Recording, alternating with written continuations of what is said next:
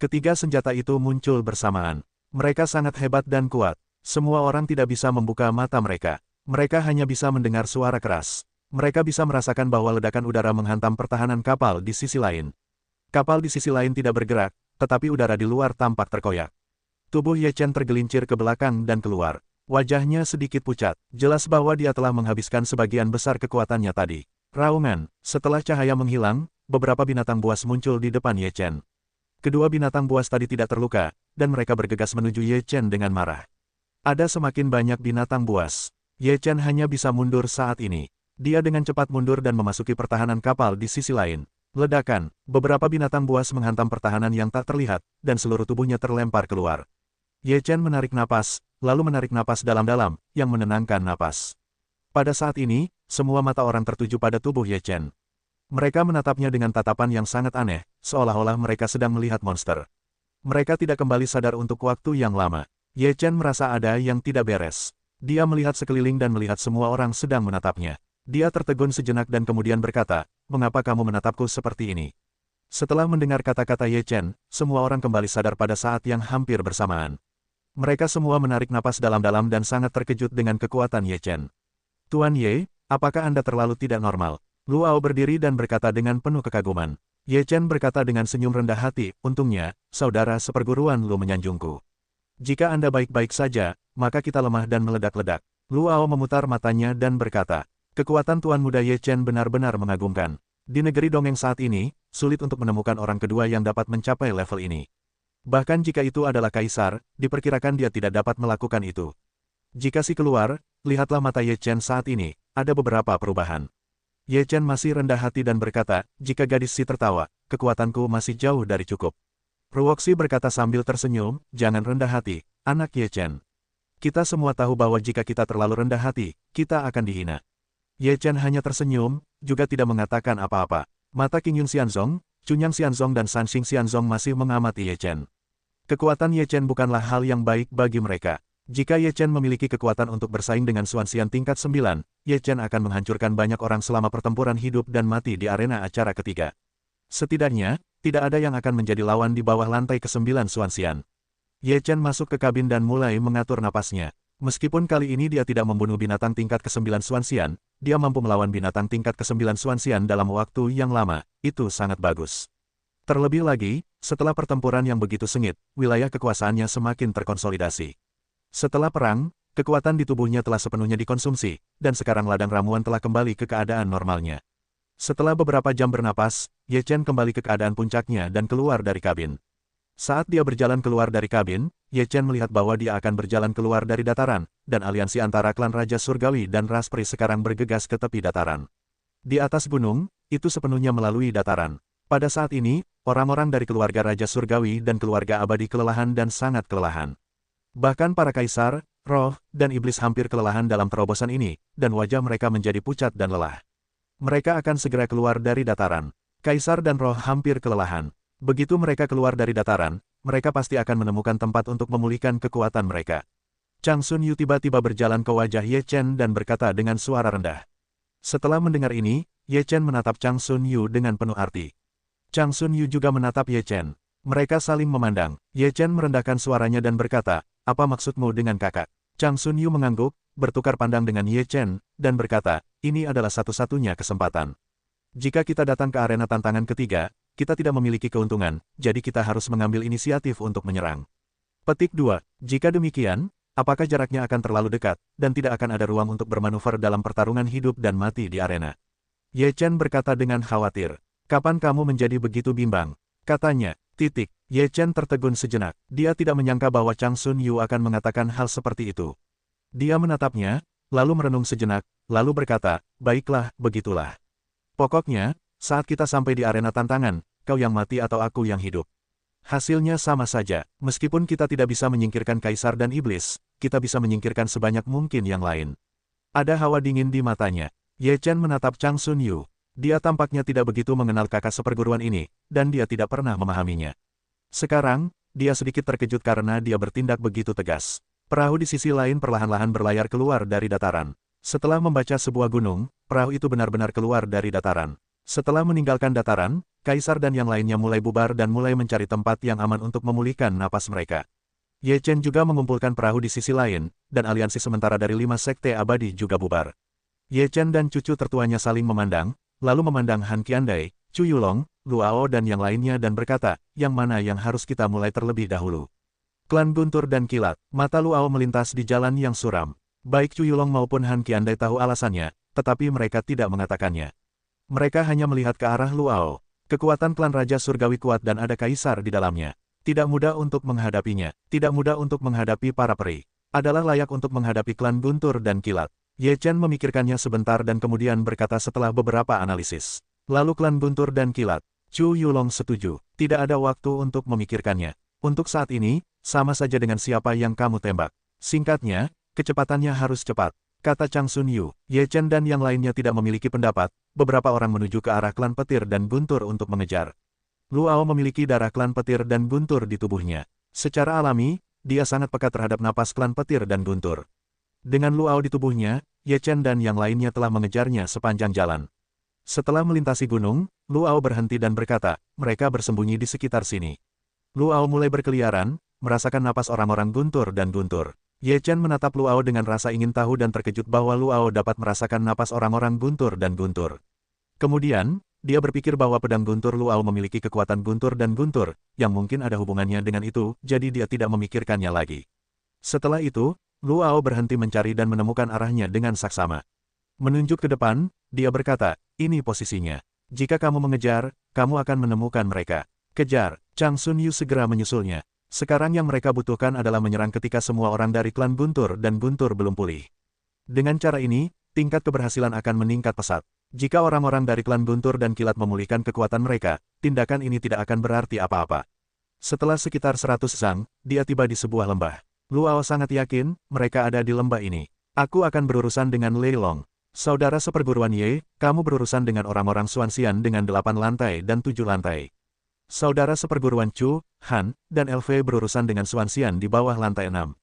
Kita dapat membunuh orang sebanyak yang kita bisa dalam 1/4 jam. Chang Sun, kamu melakukan pekerjaan dengan baik dalam pembagian kerja. Ye Chen dan beberapa orang mengangguk tanpa pendapat, tetapi kelima orang itu bergegas menuruni lembah bersama-sama, napas mereka langsung meledak. Chang Sun Yu merasakan napas yang kuat melonjak di lembah, dan bergegas menuju ke sana. Dia meraung, naga petir, mati. Long Sunyao, kau ingin mati. Naga petir tiba-tiba berteriak, tubuhnya melesat keluar, seluruh tubuhnya mengeluarkan petir, mengeluarkan suara gemuruh yang marah. Chang Sunyao tidak punya alasan sedikit pun atau omong kosong. Ketika dia melihat kemunculan Lei Long, Chang Sunyao langsung membunuh Lei Long. Pedang Tianhan bulu hijau di tangannya mengeluarkan udara dingin, yang memadatkan ruang. Lei Long sangat marah pada serangan mendadak Chang Sunyao saat ini. Meskipun dia telah menghabiskan banyak kekuatan, dia masih mengeluarkan napas yang kuat dan bertarung dengan Chang Sunyao. Naga petir datang dengan guntur dan kilat yang kuat. Chang Sunyao mengayunkan pedang Tianhan bulu hijau. Seluruh langit tertutup salju. Kepingan salju mulai mengembun dan berubah menjadi angin puyuh, dan pergi ke Lei Long. Petir dan angin puyuh salju bertabrakan bersama, seluruh lembah mengeluarkan suara yang sangat keras, bumi bergerak dan gunung berguncang. Setelah Ye Cencong turun ke lembah, dia mulai mencari orang-orang guntur dan kilat yang tinggal di atas lantai 7 Xuanxian. Lei Longhai telah dibunuh olehnya sebelumnya. Ada juga Lei Tao, anggota klan petir dan guntur, bernama Lei Tao. Dia adalah sepupu Lei Long. Bakatnya sangat bagus, namun karena Lei Hai adalah putra pemimpin klan, identitasnya lebih baik daripada Lei Tao. Secara alami, Lei Hai tidak terkenal. Cahaya ditutupi oleh Lei Hai. Ye Chen menemukan Lei Tao. Setelah melihat Ye Chen, wajah Lei Tao berubah jelek. Namun, kekuatan guntur dan kilat seluruh tubuhnya masih ganas, dan dia siap bertarung sampai mati. Ye Chen tidak mengatakan sepatah kata pun lagi. Ketika dia melihat Lei Tao, dia langsung kehabisan hukum jalan kaisar, dan posisinya yang kuat melonjak keluar, memberikan tekanan besar pada Lei Tao. Di atas tinju ganda Ye Chen, kekuatan abadi yang kuat terkumpul. Teknik Tao yang tak terhitung jumlahnya bertahan di tinjunya, dan kemudian dia meniup Lei Tao dengan momentum, yang memiliki kekuatan mengerikan untuk membunuh semua pihak. Tinju Ye Chen memancarkan cahaya yang menyilaukan, membuat tinjunya menjadi besar, seperti tinju dewa, yang tak tertahankan. Lei Tao melihat tangan Ye Chen memiliki serangan yang sangat kuat, dan wajahnya menjadi lebih bermartabat. Baru saja, untuk menonjolkan dataran, dia telah menghabiskan banyak kekuatan, dan sekarang hanya ada sedikit kekuatan yang tersisa di tubuhnya. Lei Tao meraung, dan petir meledak, lalu mengembun menjadi kilat besar, dan mengenai kedua tinju Ye Chen. Ledakan, hanya suara keras yang terdengar, tanah bergetar, dan tinju Ye Chen serta guntur dan guntur Lei Tao hampir hancur pada saat yang bersamaan. Semua ini diharapkan oleh Ye Chen. Meskipun Lei Tao telah menghabiskan banyak kekuatan, bagaimanapun juga, dia adalah lantai 8 Xuanxian. Tidak mungkin untuk menghapusnya dengan tinju. Terlalu tidak benar untuk mempercayainya bahkan oleh dirinya sendiri. Ye Chen melangkah selangkah demi selangkah, dan metode suci pertempuran mulai beroperasi. Seluruh momentum pria itu terangkat lagi. Semangat bertarung melonjak. Momentum itu bisa membuat Lei Tao terkesiap. Lei Tao, di bawah tekanan napas kuat Ye Chen, meraung, dan meledak dari roh langit, yang bercampur dengan kekuatan petir. Setelah gas darah mengalir keluar, gas darah berubah menjadi kekuatan yang kuat, dan membunuh Ye Chen. Lautan guntur dan darah menyebar, dan Ye Chen akan diselimuti. Di lautan darah ini, ada gelombang petir, dan kekuatannya dengan cepat menjadi lebih kuat. Ye Chen hampir menjadi pukulan putus asa bagi Lei Tao. Dia mengorbankan pedang emas hijau darah suci di tangannya, menjalankan trik sulap naga untuk melahap yang abadi, dan menanamkan kekuatan abadi ke dalam pedang emas hijau darah suci, dan mengaktifkan pedang emas hijau darah suci. Pedang emas hijau darah suci, dengan biru cerah dan terang, berdengung menuju lautan darah, tampak seperti meteor biru, dan menghilang ke lautan darah dalam sekejap, dan bertabrakan dengan gelombang petir. Ledakan, tanda seru, kekuatan yang kuat dalam dampak lautan darah, gelombang petir terbelah oleh pedang emas hijau darah suci, seluruh gelombang petir pecah. Cahaya pedang hijau itu seperti bambu, memecah lautan darah, dan membunuh Lei Tao. Wajah Lei Tao semakin pucat, seolah-olah pukulan itu telah menghabiskan seluruh kekuatannya tadi, sehingga saat menghadapi pedang hijau darah suci, dia tidak punya pilihan selain mundur. Lei Tao tiba-tiba mengecilkan pupilnya untuk menahan pedang Ye Chen, tetapi tidak ada kekuatan tambahan di tubuhnya untuk digunakan lagi. Dia hanya bisa menyaksikan pedang hijau darah suci terbelah, dan menusuk tubuhnya, dan sebuah lubang besar muncul di dadanya. Kemudian, lubang itu terbuka, dan tubuh Lei Tao meledak menjadi tumpukan daging dan darah. Setelah Ye Chen membunuh Lei Tao, dia segera menjalankan sihir Daluo untuk melahap yang abadi, dan menyerap kekuatan di Lei Tao secara menyeluruh, sehingga dapat menemukan orang-orang petir di lantai 7 Xuanxian. Pada saat ini, telah terjadi perang dan napas yang kuat di lembah. Pada saat ini, Chu Yulong sedang bertarung dengan orang-orang petir di lantai 7 Xuanxian. Chu Yulong berada di posisi yang unggul dan membunuh lawannya. Hampir tidak ada ketegangan. Ye Chen terus mencari orang-orang petir di lantai 7 Xuanxian. Pada saat ini, orang-orang petir juga mengetahui situasi mereka saat ini. Mereka telah bergegas keluar dari lembah sejak awal pertempuran, dan ingin melarikan diri dari tempat itu. Ye Chen tidak menemukan 7 lapisan Xuanxian lainnya, tetapi dia menahan 2 orang yang hendak meninggalkan lembah di lantai 6 Xuanxian. Setelah mereka melihat Ye Chen, wajah mereka berubah drastis. Ye Chen juga tidak ragu-ragu, langsung meninju untuk membunuh. 2 orang petir di lantai 6 Xuanxian tidak memiliki kemampuan perlawanan sama sekali, dan mereka dihancurkan oleh Ye Chen. Han Qiandai dan Luao juga membunuh 2 orang petir di lantai 6 Xuanxian. Setelah itu, tidak ada orang guntur dan kilat lainnya yang ditemukan. Lei Long, yang bertarung dengan Chang Sun Yu, juga merasakan semakin berkurangnya kekuatan abadi. Dia tahu bahwa jika dia terus bertarung seperti ini, dia akan menderita kerugian besar. Oleh karena itu, dia tidak memiliki hubungan dengan perang. Setelah mundur sekejap, dia berkata dengan dingin, Chang Sun Yu, aku akan membuatmu menggandakan pengembalianmu hari ini. Ketika dia melihat Lei Long mundur, dia tidak mengejarnya. Dia tahu bahwa dia tidak dapat membunuh Lei Long. Setelah bertemu dengan Ye Chen, Sun Yu tertua berkata, kita akan menemukan kuil para dewa dan iblis, dan kita akan membunuh mereka jika kita bisa. Beberapa orang mengangguk dan kemudian dengan cepat menuju ke kuil para dewa. Mereka berpacu dengan waktu, dan itu sudah lama sekali. Dalam periode ini, orang-orang di kuil para dewa pasti telah memulihkan banyak kekuatan. Sekarang, risikonya masih besar. Jika tidak dapat membunuhnya, Anda hanya dapat segera mundur. Setelah beberapa saat, beberapa orang tiba di puncak gunung, dan ada aliran gas ajaib yang kuat di gunung tersebut. Mereka saling memandang dan kemudian meraba-raba perlahan. Dari sudut pandang gelombang gas ajaib, Dewa Iblis tampaknya tidak ada di sini, dan kekuatan orang-orang di sini tidak terlalu kuat. Ye Chen berbisik. Matahari tertua mengangguk, lalu berkata kepada Chu Yulong, Han Qiandai dan Luao, orang-orang di kuil para dewa ini telah memberimu, berapa banyak yang bisa dibunuh. Aku akan pergi bersama Ye Chen untuk menemukan dewa kejahatan. Chu Yulong mengangguk, lalu mereka pergi ke roh-roh jahat itu. Ye Chen dan cucu tertuanya Yu pergi ke jalan lain, mencari jejak iblis. Jika mereka tidak menemukan iblis, mereka juga gelisah. Siapa yang tahu kapan iblis akan terbunuh, dan mereka akan lengah. Hanya ketika kita menguasai inisiatif, kita dapat memastikan keselamatan kita sendiri. Ye Chen dan Chang Sun Yu hampir mencari di seluruh gunung, tetapi mereka tetap tidak menemukan apapun. Han Qiandai dan Chu Yulong telah membunuh orang-orang di kuil para dewa dan iblis di puncak gunung ini, dan orang-orang iblis itu tidak tahu keberadaan iblis dan yang lainnya. Chang Sun Yu menghela nafas tak berdaya dan berkata, lupakan saja, sekarang adalah waktu terbaik. Mari kita melewati tanah liar ini terlebih dahulu. Kemudian, beberapa orang berpencar, menuju ujung hutan belantara. Setelah melewati bagian tengah tanah liar dan terus maju, kekuatan binatang buas itu juga terus melemah. Bagi Ye Chen, itu hanya masalah mengangkat tangannya untuk membunuh binatang buas ini. Ye Chen tidak terburu-buru untuk maju, tetapi mencari binatang buas di lantai 8 Xuanxian untuk dibunuh dan menyerap kekuatan binatang buas itu untuk mendapatkan kristal iblis. Ye Chen sekarang juga ingin membunuh lebih banyak binatang buas, sehingga meskipun dia tidak bisa mendapatkan tempat pertama, dia memiliki begitu banyak kristal iblis di tangannya, yang dapat disempurnakan sendiri atau diberikan kepada orang lain untuk memenuhi keinginan orang lain. Ye Chen bergerak perlahan, membunuh banyak binatang buas di sepanjang jalan. Setelah sehari, kekuatan binatang buas yang Ye Chen temui menjadi semakin lemah. Hanya Xuanxian yang memiliki kekuatan tingkat kedua. Ye Chen juga tahu bahwa dia telah sampai di ujung hutan belantara. Lebih jauh ke depan, Ye Chen melihat banyak orang telah berkumpul di depannya, dan para orang suci sedang menunggu di depan. Ye Chen berjalan melewatinya dan bertemu dengan Chang Sun Yu dan yang lainnya. Ketika dia muncul, mata orang-orang guntur dan kilat bersinar dengan kebencian dan pembunuhan. Ye Chen tidak menghindar untuk menanggapi masa lalu, mata dan Lei Long pada ini, tenang, bahkan rasa provokasi. Tatapan mata Lei Long semakin dingin, dan dia ingin mencabik-cabik Ye Chen. Ye Chen mengalihkan pandangannya dan mengabaikan Lei Long, dengan tenang menunggu semua orang tiba di sini. Dia juga melihat ke kam-kam lain, mencari sosok yang ingin dia lihat.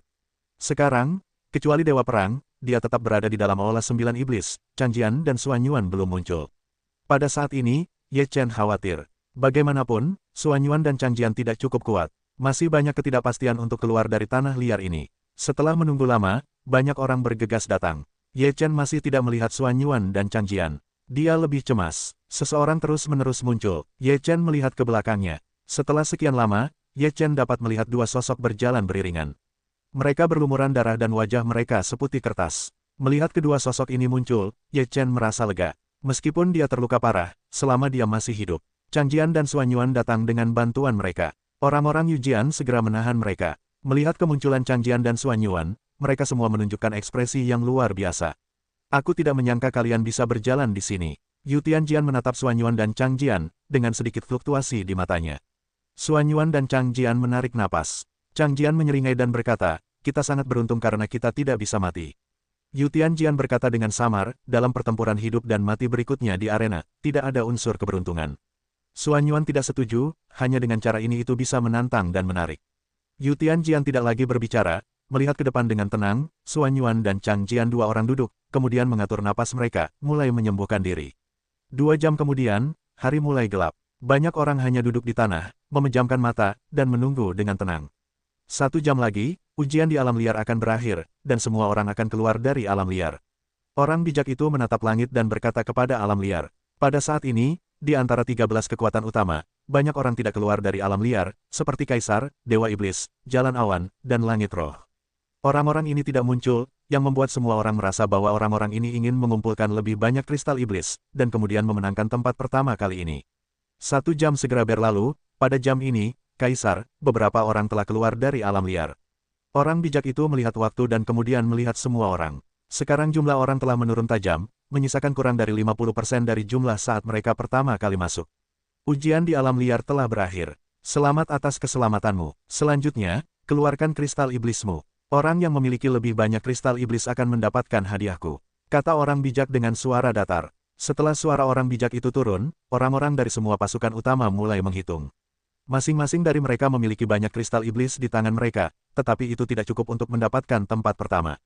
Oleh karena itu, kristal iblis di tangan mereka mulai terkumpul. Semua murid berkumpul bersama dan Ye Chen berkata, kakak senior, berapa banyak kristal iblis yang kamu miliki di tanganmu?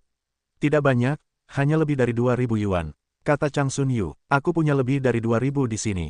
Ye Chen mengeluarkan lebih dari 2.000 kristal iblis dan memberikannya kepada Chang Sun Yu. Aku punya sekitar 1.000 di sini. Chu Yulong juga mengeluarkan kristal iblisnya sendiri. Kemudian, Han Qiandai, Luo, Murong Qianxiang dan yang lainnya semuanya mengeluarkan kristal iblis mereka. Setelah semua kristal iblis digabungkan, hanya 8.000 kristal iblis. Jumlah seperti itu pasti lebih dari sekadar Raja Dewa, Dewa Iblis, dan sebagainya. Ketika mereka berada di dataran di tanah liar, Ye Chen dan yang lainnya sedang memanggang perahu di seberang sungai, dan mereka tidak membunuh binatang buas. Namun, aliansi antara klan Raja Surgawi dan klan Abadi berbeda. Mereka bertarung habis-habisan di masa lalu, dan mendapatkan banyak kristal iblis. Jadi jika Anda ingin melampaui Kaisar, saya khawatir itu tidak cukup. Chang Sun Yu menggelengkan kepalanya, lalu membagikan kristal iblis ke yang berikutnya, dan berkata, karena Anda tidak bisa mendapatkan tempat pertama, Anda dapat mengambil kristal iblis ini sendiri. Jika Anda memurnikannya sebentar, Anda dapat meningkatkan kekuatan Anda dan memiliki peluang vitalitas dalam pertempuran hidup dan mati di arena tantangan. Semua murid Sekte Alam Abadi mengambil kristal iblis, dan mereka semua tersenyum pahit. Pada saat ini, kekuatan utama juga telah menyatukan sumber daya, dan semua kristal iblis telah diambil oleh yang terkuat dari setiap kekuatan besar. Selain Xianzong dari Zhao Hua dan Yao Qi, yang terkuat dari 11 kekuatan lainnya maju ke depan. Orang bijak itu menatap mereka dan tampaknya telah memikirkan tindakan seperti itu untuk waktu yang lama. Dia berkata dengan lemah, keluarkan kristal iblis itu. Sanxing Xianzong, Jalan Awan, total 16.000 keping kristal iblis. Jalan Awan pertama kali berkata dengan keras, matanya tegas, tampaknya tidak ada yang bisa melampauinya. 9 Aula Iblis, King Hai, total 13.000 kristal iblis. Ketika King Hai berbicara, dia tidak seyakin Yundao. Bagaimanapun, dia dibandingkan dengan Yundao. Yi Huantian, anggota klan Yi, memperoleh 13.600 keping kristal iblis. Yi Huantian mengumumkan dengan keras. Klan Tianhuo, Huoyang, memperoleh total 140.050 keping kristal iblis. Klan Yujian, setiap golongan bergiliran mengumumkan jumlah total kristal iblisnya masing-masing. Di antara beberapa kekuatan yang telah diumumkan sebelumnya, kecuali Yundao yang memiliki 16.000 kristal iblis, sisanya lebih dari 10.000 dan 1.611 kali. Pada saat ini, hanya Kaisar, Iblis, dan Roh Langit yang tidak mengumumkan. Semua mata orang tertuju pada ketiga orang ini, dan tempat pertama pasti akan bertahan pada orang-orang ini. Dewa Iblis keluar dan mengumumkan dengan suara keras, Dewa dan Aula Iblis, Dewa Iblis, telah memperoleh kristal iblis sebanyak 23.000 buah. Begitu angka ini muncul, semua orang menghirup udara dingin, dan mereka benar-benar memiliki 23.000 yuan. Mengerikan, Jalan Awan mendengar angka ini, ekspresi wajah tiba-tiba satu sisi, dia juga tidak percaya bahwa Dewa Iblis dapat memiliki begitu banyak kristal iblis. Tetapi di depan Dewa Iblis, seperti gunung kristal iblis, sudah cukup untuk menjelaskan semuanya. Keluarga Xianling, Lingkong, total 21.900 keping kristal iblis. Lingkong sedikit kalah, ia kalah dari iblis dan kehilangan tempat pertama. Jika nama raja telah melampaui nama kaisar untuk pertama kalinya, kaisar masih mempertahankan sikap sombong itu, ia memiliki suara yang kuat, berkata dengan sangat percaya diri, keluarga Raja Surgawi, kaisar, total 23.500 yuan kristal iblis. 23.500. Ketika semua orang mendengar ini, mereka menarik napas dalam-dalam lagi. Hanya 500 lebih banyak dari iblis. Wajah iblis menjadi jelek, ia menatap kaisar, dan kaisar memberinya senyum dingin dengan gerakan pemenang. Kali ini pemenangnya memang kaisar, kekuatannya adalah yang paling kuat, itu layak untuk itu. Ye Chen berkomentar secara objektif. Tidak ada yang perlu dibantah. Chang Sun Yu juga berkata dengan ringan. Setelah orang suci itu batuk, ia berkata dengan lemah, karena tempat pertama telah diproduksi, itu harus diberi hadiah. Setelah orang bijak itu selesai, dia melambaikan tangannya, dan sebuah celah kehampaan muncul di depan kaisar. Orang bijak itu berkata, masuklah. Mengenai tingkat pahala yang bisa kau dapatkan, itu tergantung pada kreasimu sendiri. Kaisar melangkah ke celah kehampaan, dan semua orang bertanya-tanya apa pahala yang ada di celah kehampaan itu. Setelah Kaisar memasuki kehampaan, ada 3 saluran di depannya. Kaisar berdiri di depan 3 saluran itu dengan sedikit kerutan di alisnya. Apakah perlu memilih salah satu dari ketiganya? Kaisar berdiri di depan lorong itu untuk waktu yang lama tanpa bergerak. Matanya sedikit terpejam, sepertinya dia merasakan sesuatu. Setelah waktu yang lama, Kaisar membuka matanya, tetapi matanya masih penuh dengan keraguan. Mata Kaisar di 3 saluran itu terus-menerus memindai, dan setelah beberapa saat, sang Kaisar melangkah ke tengah saluran untuk berjalan. Setelah sosok Kaisar memasuki lorong tengah, sosok itu ditelan, dan tubuhnya menghilang tanpa jejak. Ketika Kaisar muncul lagi, ia sudah muncul di sebuah aula. Aula itu kosong, hanya altar di tengah yang sangat menarik perhatian. Altar pengorbanan itu kuno dan penuh perubahan. Altar itu diukir dengan rune dari periode tertua. Pada kecerdasan altar, ada bagian kecil akar, yang berkelap-kelip dengan lingkaran cahaya samar. Kaisar pergi ke altar dan melihat potongan kecil akar ini, dan alisnya sedikit berkerut. Ia mengamati dengan saksama, dan pikirannya terus-menerus mencari ingatannya sendiri, dan akhirnya tidak ada hasil pencarian. Apakah ini hadiah pertama? Kaisar melihat potongan kecil akar itu, katanya dengan ragu. Sepertinya tidak ada hal lain di aula yang dapat menarik perhatiannya kecuali janggut kecil ini. Kaisar mengambil potongan kecil akar ini dengan tangannya. Pada saat ia mengambilnya, potongan kecil akar itu segera menghilang ke dalam tubuhnya. Kaisar terkejut dan segera melihat ke dalam tubuhnya. Dia merasa bahwa akar ini terus bergerak di dalam tubuhnya, dan taoisme seluruh tubuh juga berjalan bersamanya. Akhirnya, akar itu sampai ke ladang ramuannya, dan kemudian melayang di ladang, masih berkedip-kedip cahaya halo. Kaisar tidak mengerti dan tidak tahu untuk apa akar itu digunakan, tetapi karena itu adalah hadiah untuknya, itu seharusnya tidak terlalu buruk. Kaisar berjalan keluar dari aula, dan tubuhnya dengan cepat muncul di depan semua orang. Semua orang ingin tahu tentang hadiah yang diterima Kaisar, dan mata mereka tertuju pada Kaisar, berharap untuk melihat apa hasilnya di permukaan. Orang bijak itu menatap Kaisar. Dia sudah tahu apa yang didapat Kaisar, dan tidak ada ekspresi di wajahnya. Kaisar menatap orang bijak itu dan ingin melihat sesuatu dari orang bijak itu, tetapi dia tidak bisa melihat apapun.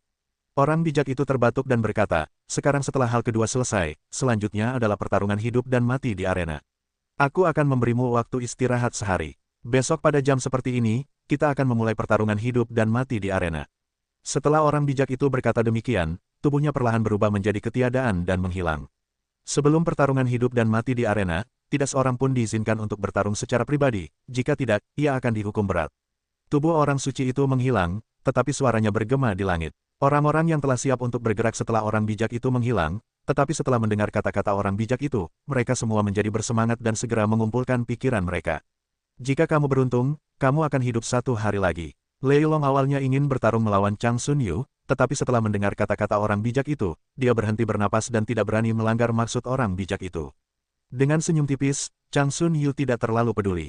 Sulit untuk mengatakan apakah kamu bisa bertemu Lei Long besok. Kongres Nasional Partai Komunis Tiongkok ke-13 mulai mencari tempat untuk memulihkan diri. Setelah item pertama dan kedua, banyak orang sudah lelah. Konsumsi Xianli yang terus-menerus membuat tubuh mereka tidak tahan. Ye Chen dan Chang Sun Yu dan yang lainnya duduk bersama. Setelah beberapa patah kata, mereka mulai mengatur napas mereka. Di masa lalu, itu menghabiskan banyak uang, dan tidak ada waktu untuk mengatur napas. Sekarang, gunakan kesempatan ini untuk melakukan penyesuaian yang baik. Setidaknya dalam pertempuran hidup dan mati di arena tantangan besok, napas dapat dikembalikan ke keadaan puncaknya. Ye Chen memanfaatkan waktu ini, tangannya yang berisi lebih dari 2000 kristal iblis mulai memurnikan. Meskipun dia belum menembus tren lantai ke-8 Xuanxian, dia dapat dengan mudah dibunuh. Namun, Ye Chen khawatir dia mungkin akan menghadapi lantai ke-9 Xuanxian sejak awal. Dengan cara ini, jika dia ingin bertahan hidup di arena tantangan, dia harus membunuh lawannya, jika tidak, dia akan jatuh sendiri. Tentu saja, Ye Chen tidak ingin jatuh di atas ring, jadi dia menyerap lebih banyak kekuatan kali ini, sehingga dia bisa memiliki cukup kekuatan untuk menghadapi pertempuran yang tidak diketahui dalam perang besok. Semua orang berusaha memulihkan kekuatan ke puncak, tetapi waktunya hanya 1 hari, masih mustahil untuk pulih sepenuhnya. Waktu berlalu dengan cepat, dan dalam hari ini, karena instruksi orang bijak, tidak ada masalah, ditambah upaya untuk memulihkan dan menyesuaikan kekuatan, itu bahkan lebih tenang. Setelah sedikit waktu berlalu, orang bijak datang sesuai jadwal. Dia muncul di depan orang-orang, melirik orang-orang, dan melihat bahwa kelelahan di wajah mereka hampir terhapus. Kemudian dia berkata, ikutlah denganku ke arena ketiga, di mana hidup dan mati diperjuangkan. Setelah orang bijak itu berkata demikian, ia berbalik dan pergi ke depan. Yang lain mengikutinya dengan rasa ingin tahu.